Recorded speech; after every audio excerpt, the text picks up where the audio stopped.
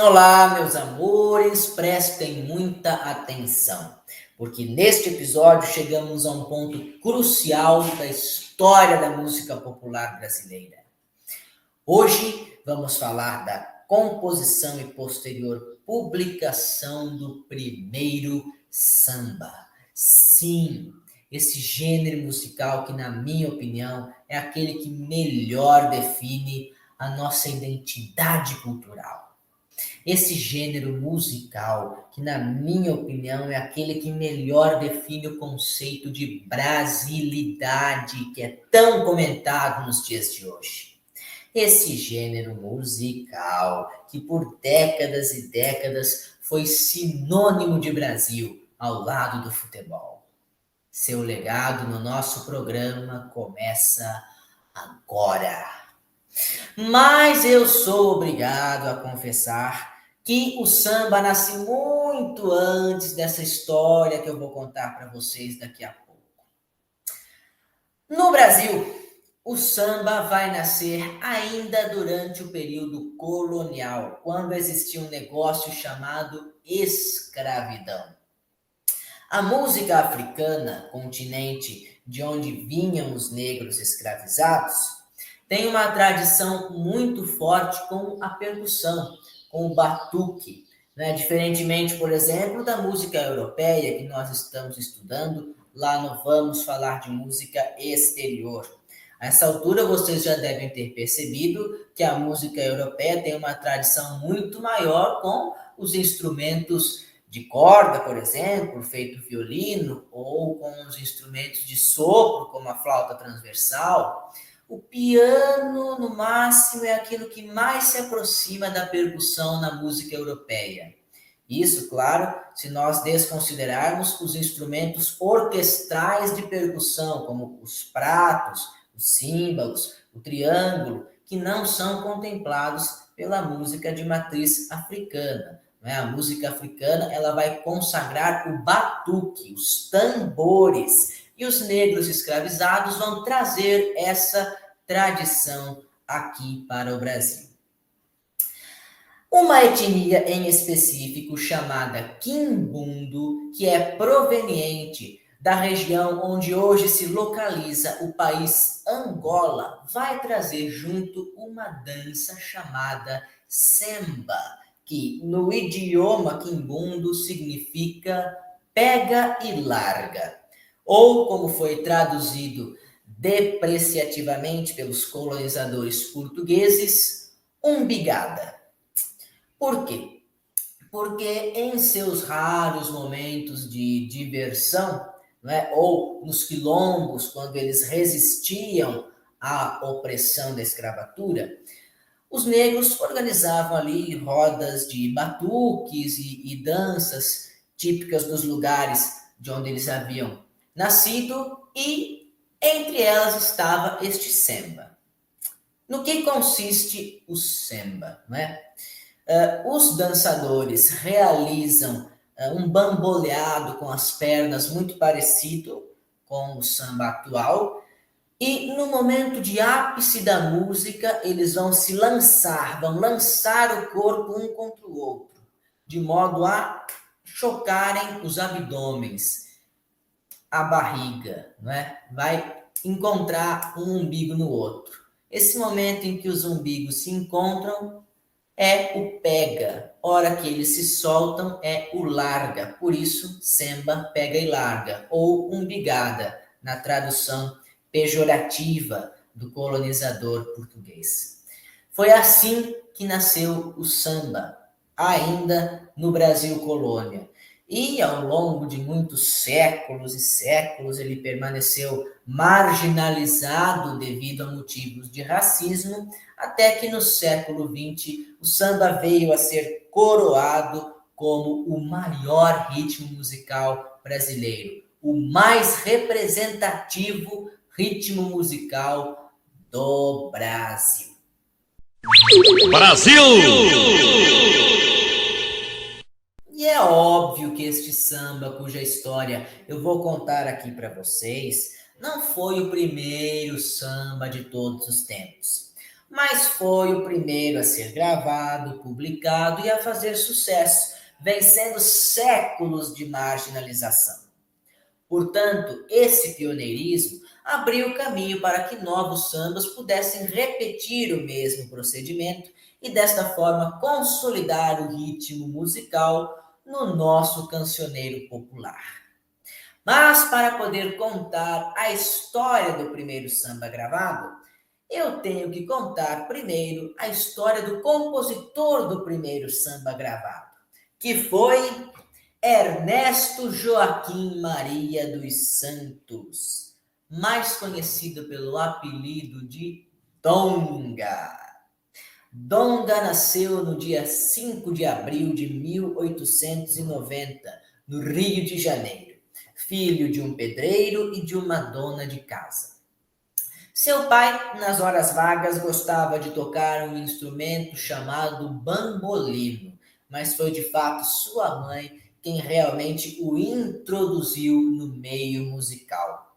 Por quê? Porque a mãe de Donga fazia parte de um grupo chamado Baianas da Cidade Nova.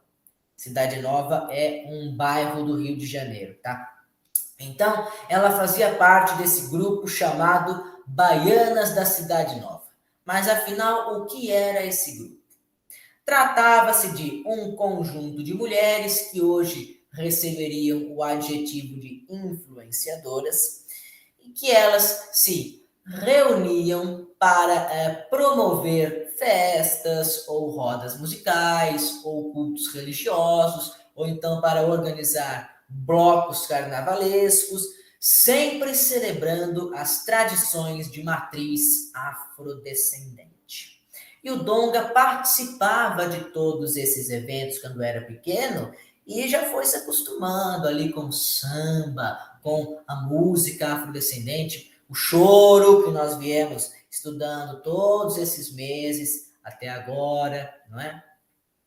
E, bem, quando Donga tinha 14 anos, ele aprendeu seu primeiro instrumento, que foi o cavaquinho. Quando ele tinha 18 anos, ele aprendeu então a tocar violão, que seria o seu parceiro para o resto da vida. No ano de 1942, Donga vai juntar-se ao nosso querido Pixinguinha no grupo dos Caxangás e mais tarde, em 1919, também com Pixinguinha, fará parte dos 8 Batutas. Lembra que eu contei que eles foram para a França, depois voltaram para a Argentina e para o Brasil? Então, o Donga estava com eles, mas foi antes dos 8 Batutas que Donga viria a compor o primeiro samba, no ano de 1916, a ser publicado no ano de 1917. Senhoras e senhores, preparem-se, porque agora vocês vão conhecer a verdadeira história de Pelo Telefone. Alô? Alô? Quem é que tá falando? É o amante profissional. Pelo Telefone é o nome do primeiro samba gravado, gente. Sim. E o autor deste samba é o nosso querido Donga. Em partes. Muito em partes. Porque ao longo do século XX, muitos foram os compositores que reivindicaram coautoria em Pelo Telefone. Sabe por quê? É porque a teoria mais aceita hoje em dia é que este samba tenha sido uma criação coletiva de vários compositores em uma dessas rodas musicais proporcionadas pelas baianas da Cidade Nova. Inclusive, sabe-se especificamente que essa roda musical, onde foi composto Pelo Telefone, aconteceu na casa da tia Ciata, que era uma dessas baianas, colega da mãe de Donga. De modo que foram muitos os compositores que contribuíram, assim mesmo, de improviso, informalmente, na composição de Pelo Telefone. Mas o Donga foi aquele espertalhão que foi lá e registrou no nome dele. e ficou para sempre no nome dele. Ninguém consegue separar o nome de Donga do samba pelo telefone e vice-versa, porque é um marco musical muito importante na nossa história, de modo que ele conseguiu puxar a brasa para a sua sardinha. E alguém pode culpá-lo? Não, errado não está. Então, tô certo ou tô errado? Tá certíssimo.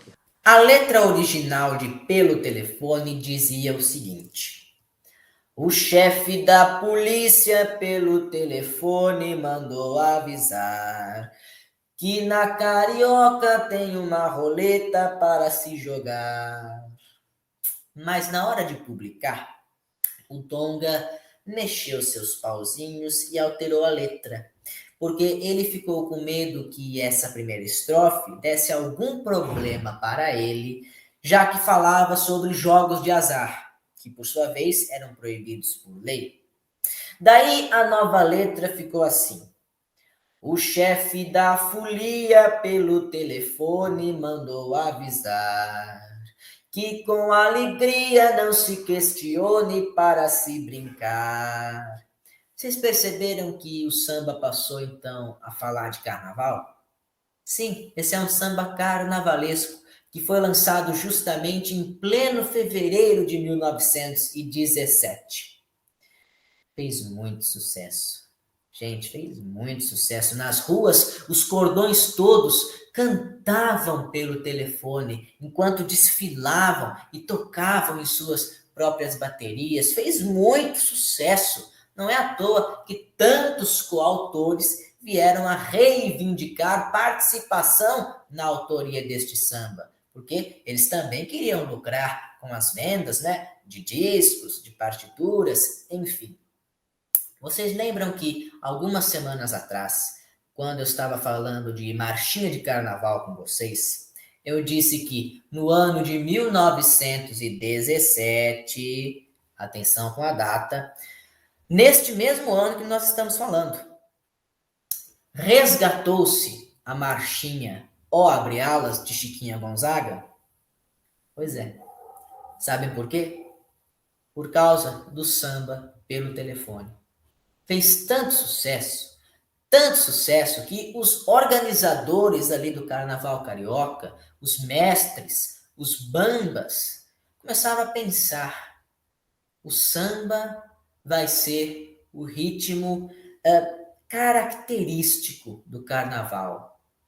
Mas espera aí, uns anos atrás também não teve uma outra música que foi composta especificamente para o Carnaval e que também fez muito sucesso nas ruas? Ah, teve. Como é que chamava mesmo? Ó Abre Alas. Vamos tocar de novo? Vamos tocar de novo. Ó abre alas que eu quero passar. E assim, foi assim que o samba e a marchinha se concretizaram como gêneros característicos, como gêneros representativos do nosso carnaval brasileiro. Que coisa mais linda! Uma coisa linda de viver. Não é lindo quando a gente entende por que as coisas aconteceram do jeito que aconteceram e como esses acontecimentos influenciam na nossa vida atual? Eu acho isso lindo. Mas paixões históricas à parte, eu vou deixar para vocês aí na legenda do vídeo o registro da primeira gravação desse primeiro samba, que acontece em 1916, com publicação, como eu já disse, em 1917.